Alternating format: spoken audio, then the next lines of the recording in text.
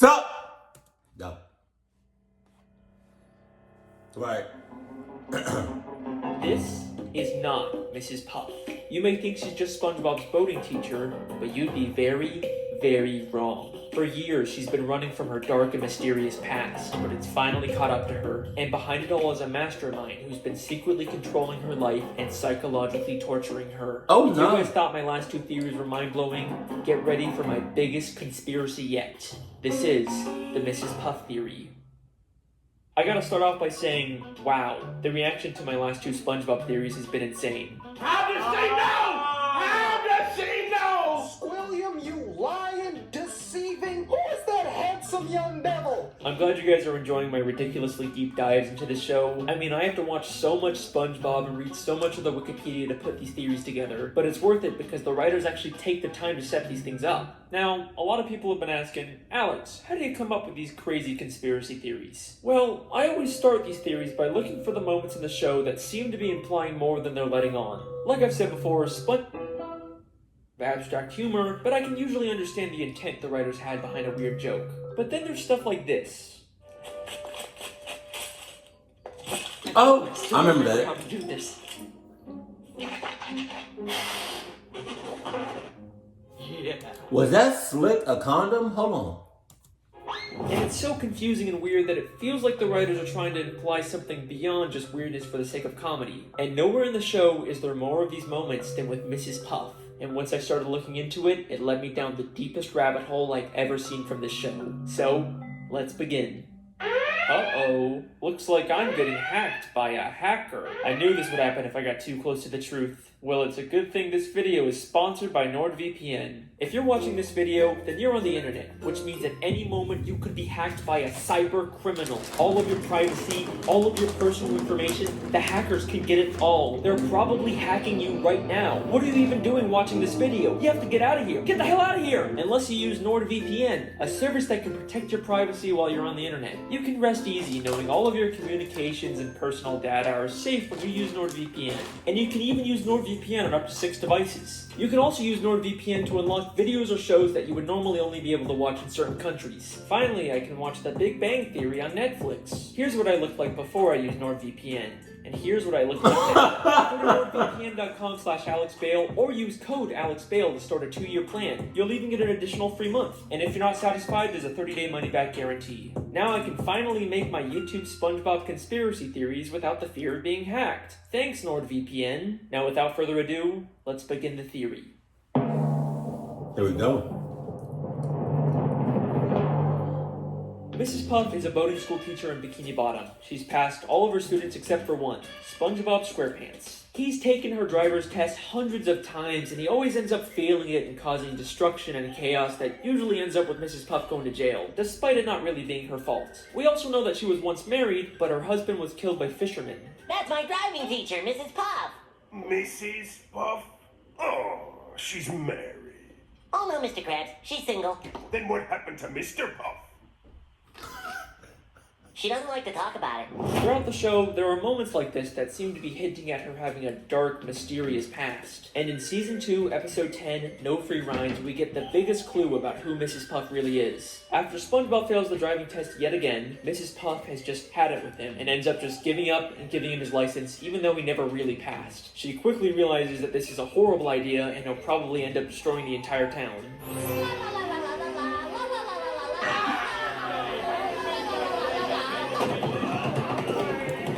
That's how my leg. Oh, ugly. That's death. That's the death he's doing right now. Damn. It's all on Mrs. Puff hands. So much destruction. This reporter asks, why? Local consensus places the blame on this negligent, selfish driving instructor. Remember this clip, because it's going to be very important later on. I never understood why there was a real fish, like a, you know what I mean? Like a... Then she says this insanely revealing line. What have I done? Everyone will know that I let him slide through school. I'll have to move to a new city, start a new boating school with a new name. No.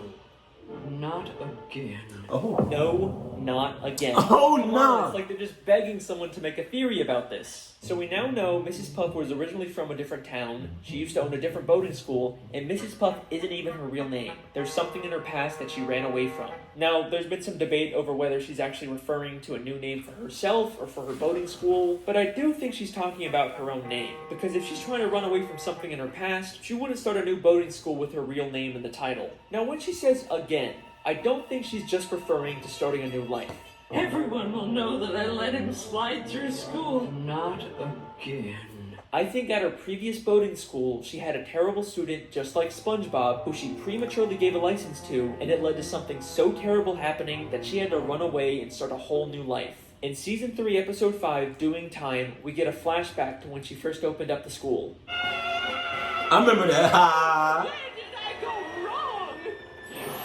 With the opening of my new boating school, I pledge that as long as a student is willing to learn, I shall never give up. Hi, I'm SpongeBob SquarePants. With the opening of this new boating school, let's keep in mind that this is not her first boating school. Maybe the whole reason she's making this pledge now at her second school is because she gave up on a student at her previous school, and that led to her having to run away and start a new life. She's pledging to never make the same mistake again. Now let's skip ahead to one of the newer episodes. Season 12, Episode 21, Lighthouse Louie, where Mrs. Puff has SpongeBob organize all the stuff she keeps in the school's lighthouse. There's lots of interesting things hidden in the background, but the first thing that caught my eye was this file labeled Mrs. Puff. Wow, that was not the first thing that caught my eye. The first thing that caught my eye was fucking Mr. Krabs. Like, what is he doing in there? I stopped kind of watching SpongeBob a long time ago, so these newer episodes, these newer seasons, I've never seen before. So some of this is like kind of new to me, but I'm an old SpongeBob fan. But the first thing that I saw was Mr. Krabs.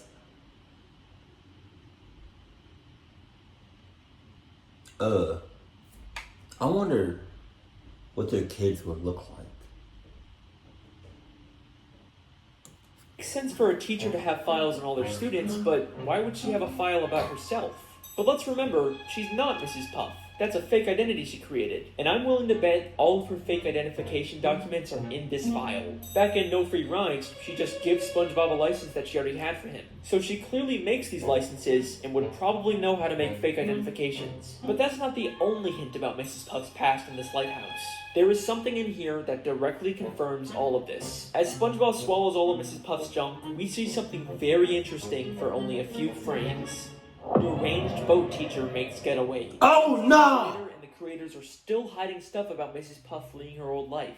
It might not look like it at first, but we actually get a ton of new information from this newspaper. This is from the New Kelp Post, which tells us Mrs. Puff originally lived in New Kelp City. Then there's a caption that reads, "Distracts authorities with balloon animals." And do you remember that clip from the beginning? I hope I still remember how to do this. Yeah. So whenever Mrs. Puff makes a getaway or commits a crime, she leaves behind a balloon animal to distract the police. I'm telling you guys, these writers don't just do stuff randomly, they have reasons for everything. And the most damning piece of evidence from this newspaper is actually the picture of Mrs. Puff. Kind of a strange photo, right? We have seen this exact same photo of her before. In the episode No Free Rides, when she imagines what would happen if SpongeBob got his license. Local consensus places the blame on this negligent, selfish driving instructor. This means that this isn't just her imagination of what might happen. This is also her remembering what happened when she lived in New Kelp City and prematurely gave one of her students a license. And I'm willing to bet that the fish reporting the news is the exact same one who reported about her in New Kelp City. Let me explain. We know from the episode Whatever Happened to SpongeBob that reporters from the Bikini Bottom News can also work for the New Kelp City News. But the real reason I think this is because of his hair. In the entire show, we have never seen this fish reporter with hair before. Why would the creators go out of their way to add that detail? Because Mrs. Puff isn't imagining him as he looks now. She's remembering him from years ago when he used to have hair, when he reported about her in New Kelp City. Mrs. Puff has been running from her past ever since, and is now forced to relive her experience with an unteachable student through SpongeBob. But reliving this trauma has pushed her to the point of complete insanity. And trust me when I say that you have no idea how delusional she actually is.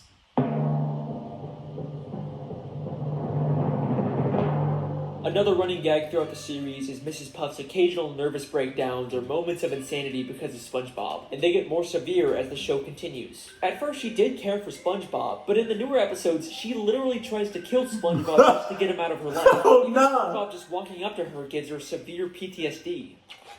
Hi, Mrs. Puff. It breaks! SpongeBob! What? Tree! Mrs. Puff, we're not driving. But these mostly seem like just one-off moments, and for the most part, Mrs. Puff is still a functioning member of society, right? I'm going to show you that she's actually much more insane and delusional than you may think. And some of the episodes she's in take place entirely in her own head. Oh. If we're talking about how insane Mrs. Puff is, there is no better place to start than the episode Doing Time. Once again, SpongeBob fails the boating test and causes destruction and chaos, which leads to Mrs. Puff going to jail. SpongeBob keeps breaking into jail to try and bust her out, but Mrs. Puff actually prefers being in jail over teaching him. We actually get another interesting line about Mrs. Puff's past in this episode. Okay, you can do this, Puff. You can get through this without losing your sanity.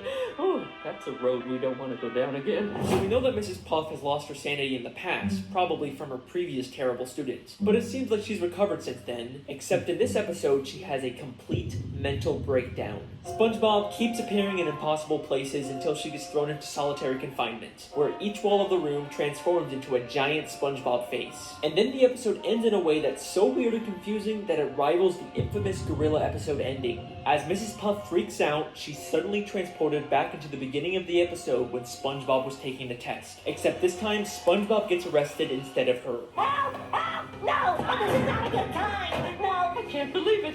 It was all a dream. I'm not going to jail. Why would you go to jail? You already did your time.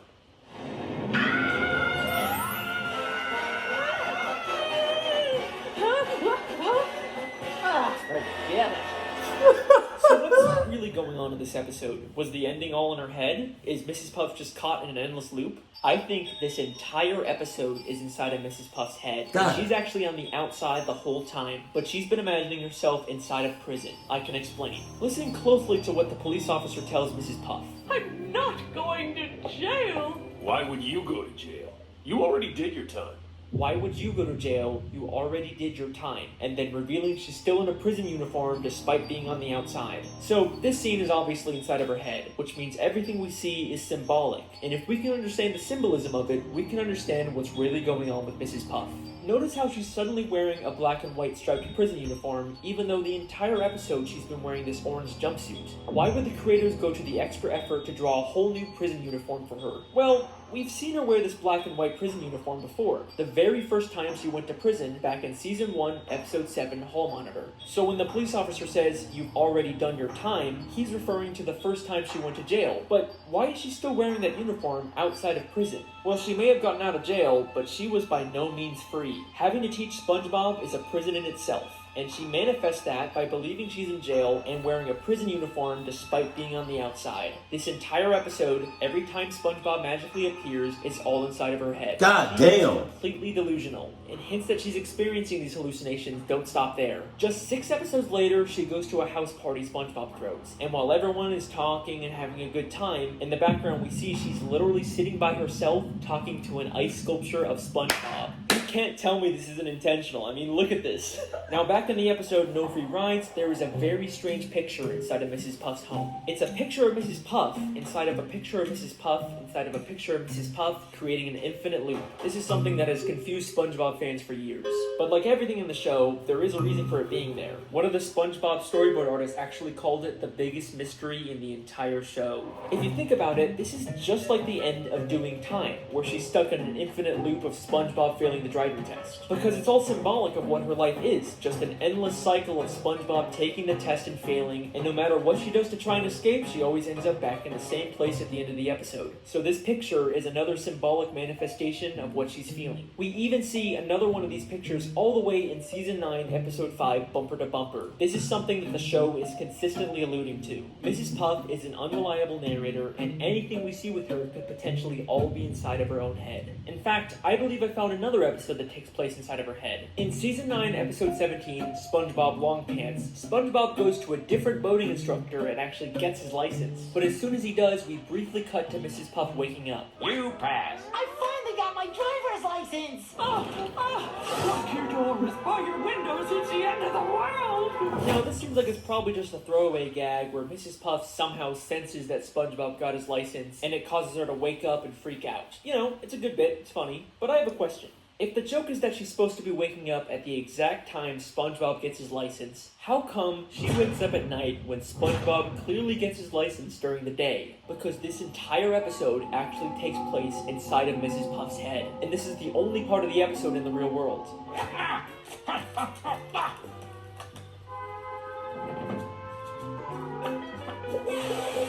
I don't know what that was all about, but I'm glad it's over. But let me pause for a second. I'm sure some of you are already wondering if this contradicts my previous SpongeBob video, The Television Theory. If you haven't watched that one, the gist of it is that the entire show is a documentary television show, and everything we see is actually being secretly filmed by scuba divers, and there's a ton of evidence to support it. I'm very proud of that video. You should definitely check it out. But if everything's supposed to be from a camera, then how are we seeing things from inside Mrs. Puff's head? In fact, how do we see dreams and flashbacks and thought bubbles? Well, I think the simple answer is that even though we view the show through an objective camera lens, That was hilarious. Hold on. to support it. I'm very proud of that video. You should definitely check it out. Hold on. But if everything's supposed to be from a camera, then how are we seeing things from inside Mrs. Puff's head? In fact, how do we see dreams and flashbacks and thought bubbles?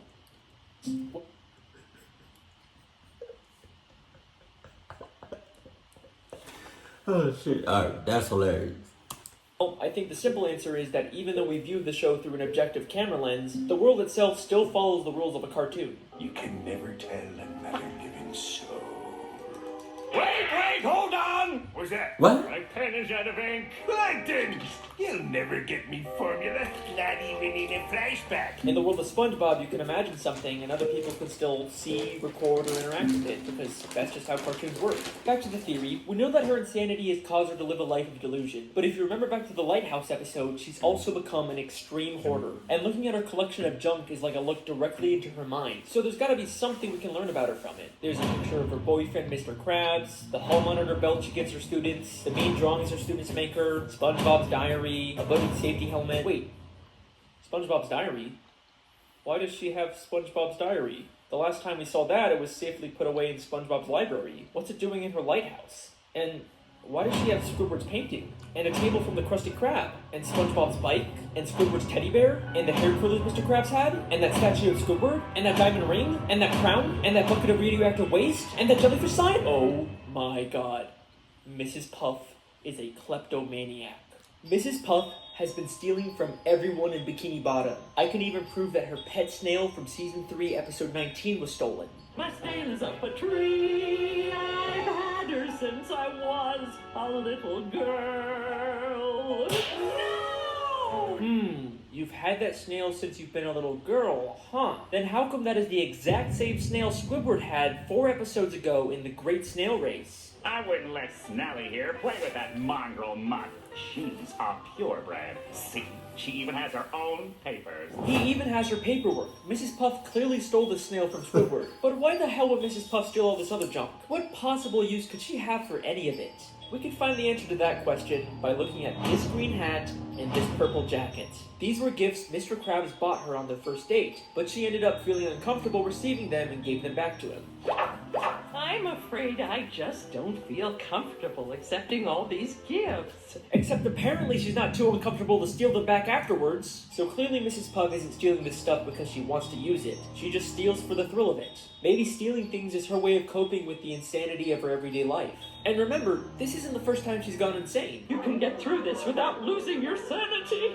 Oh, that's a road we don't want to go down again. In fact, I have reason to believe that she started stealing things way back whenever she first went insane. I hope I still remember how to do this. I don't think she's just talking about remembering how to make balloon animals. She's probably also referring to remembering how to steal a boat. And if that's not enough for you, in a SpongeBob comic book, she actually admits that she used to rob banks, and she wears the exact same ski mask. Mrs. Puff lives a completely delusional and miserable life, all because she has to teach SpongeBob how to drive. It's led her to steal from the people she cares about and completely disassociate from reality. But that begs a very important question. If SpongeBob is causing her life to be so miserable, then why does she even keep teaching him? After all the destruction and pain he's caused, she'd totally be justified to expel him, right? I mean, she will literally try and kill him so she doesn't have to teach him, but for some reason she can't just expel him. It's almost like there's someone forcing her to teach SpongeBob.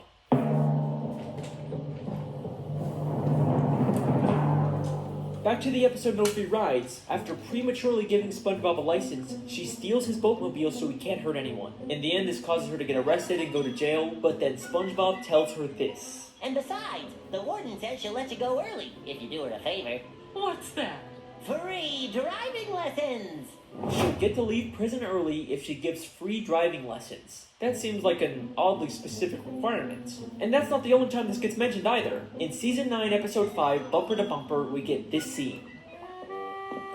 If only SpongeBob could pass his boating test, he'd be out of my life once and for all. Unfortunately, I keep getting reminded of the consequences if I get too angry with the little nuisance. Consequences? Are you telling me that if she refuses to teach SpongeBob specifically, she'll be violating her parole and get sent back to jail? Why does the prison even care if Mrs. Puff teaches SpongeBob? Is it just part of some weird community service? But things start to get really suspicious at the end of Season 7, Episode 5, Summer Job. Once again, Mrs. Puff ends up in jail, but this time she's forced to go to a prison boating school. Oh, wow! A driver's education class! Good day, class!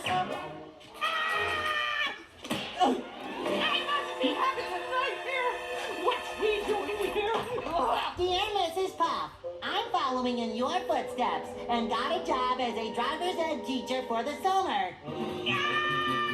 Who in their right mind would hire SpongeBob to do this after he's literally destroyed the city countless times while driving? Is this just another one of Mrs. Puff's delusions? Or is the prison intentionally forcing her to be around SpongeBob just to torture her? I mean, look at the way the guard forces her to sit there and listen to him. Get me out of here!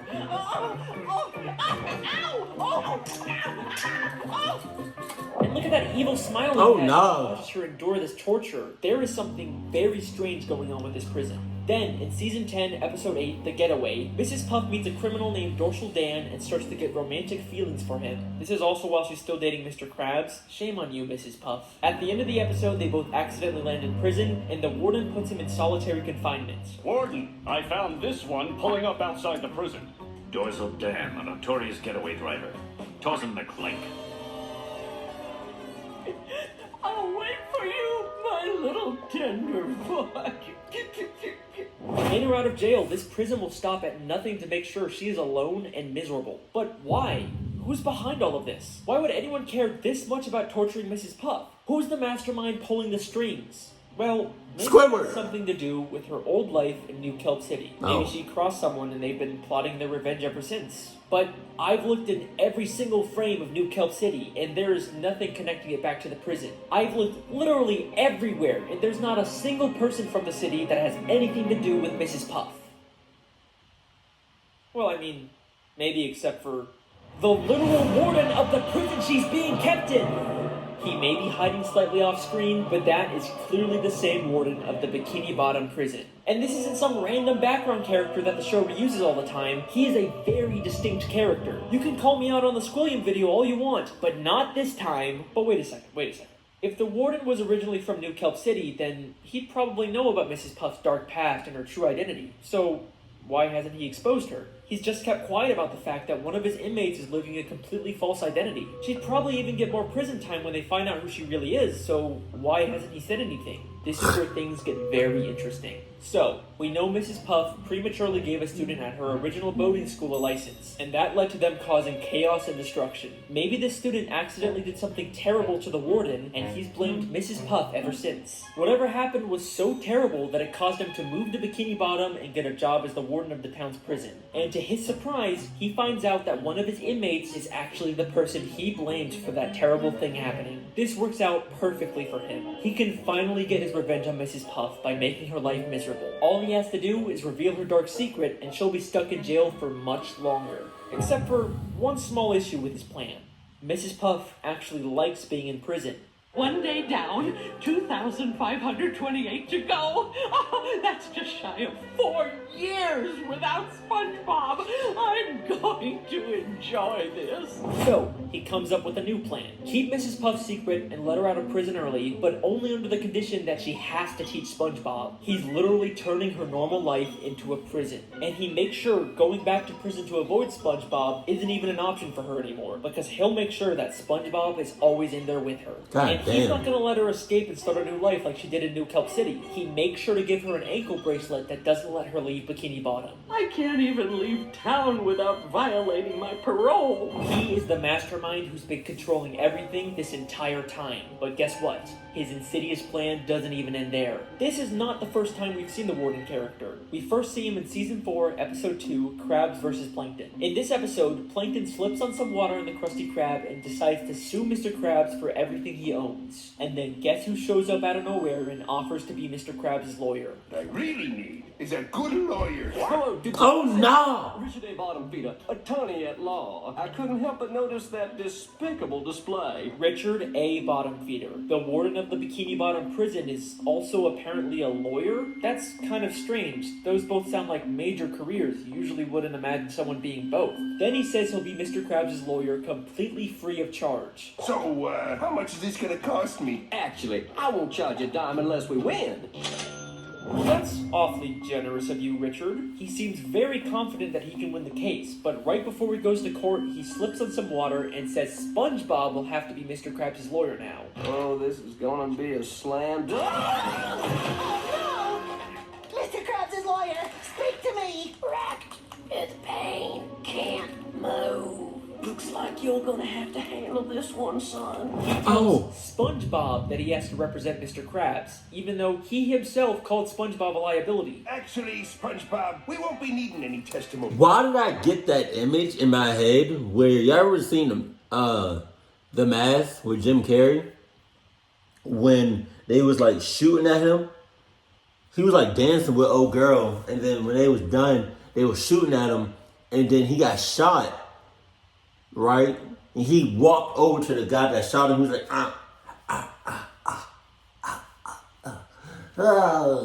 and then he fell into his arms, and he was like acting like, hold on.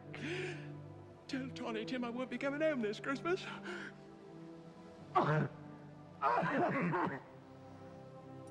Tell Scarlet I do give a damn. Pardon me.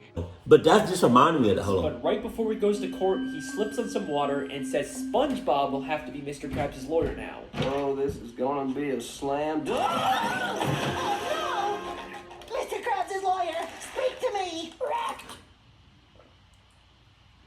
This reminds me of that scene so much.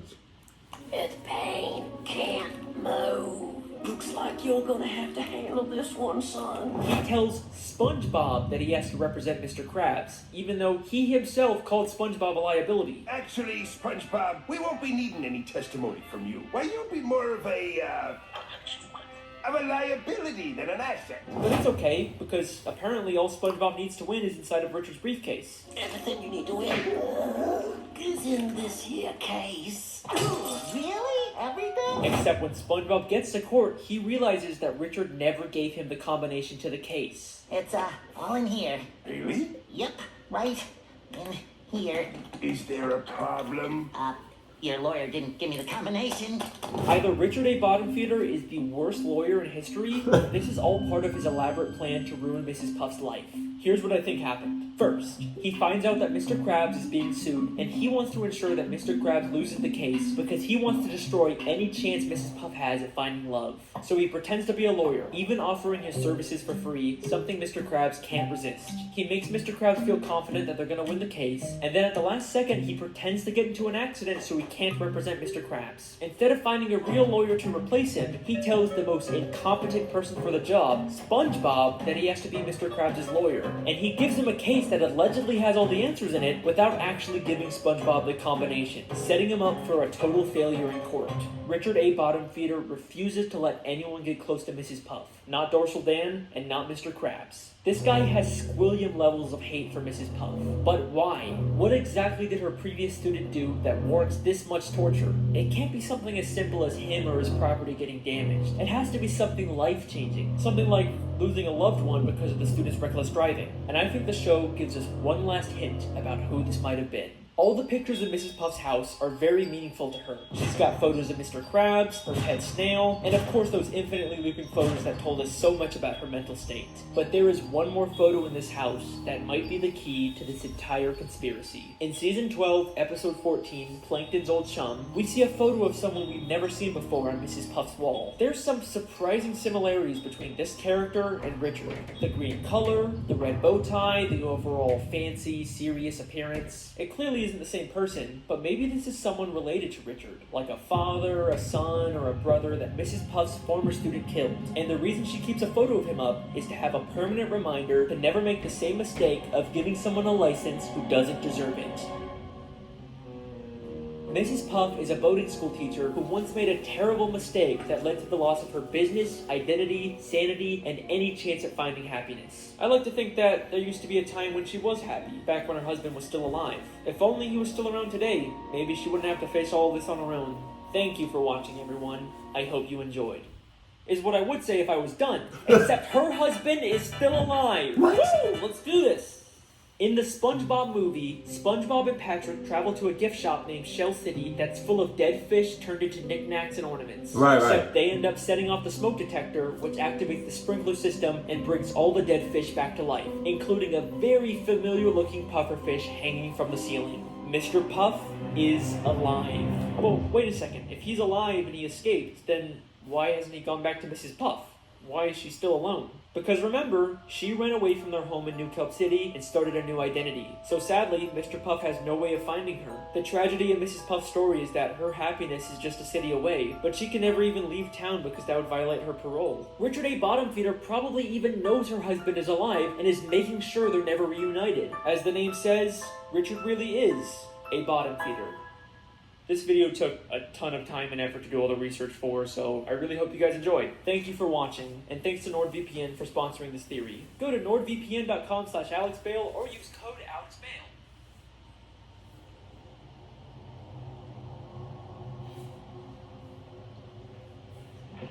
What?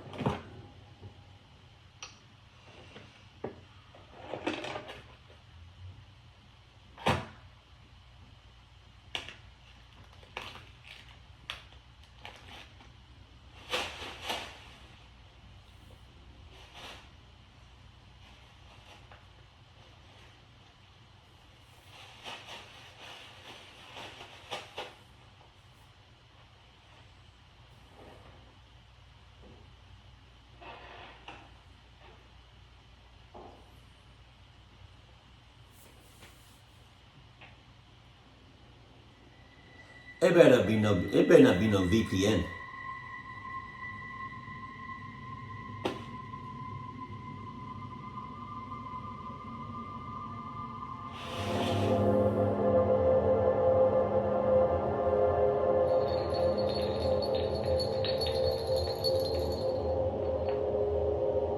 What?